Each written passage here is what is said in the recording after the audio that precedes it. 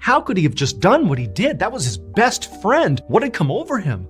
It was like Frank was a different person. He couldn't understand. But as Frank was sitting there grappling with what he had just done, a twig suddenly snapped over in the direction of the tent.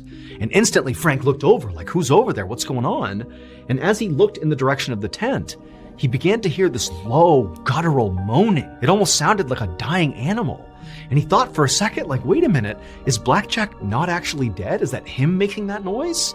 But at the same time, Frank's thinking, that's not possible. I practically split Blackjack's head in half with that axe. He can't be making that sound. But before Frank could even begin to process what he was hearing, this sound, this moaning sound, got louder and it got closer to Frank, like it was moving in his direction, but there's nobody here. And so Frank is horrified, and then right as the sound is practically on top of him, he began hearing those whispers, those voices he had been hearing in the woods on the way out here. Except this time the voices were clear.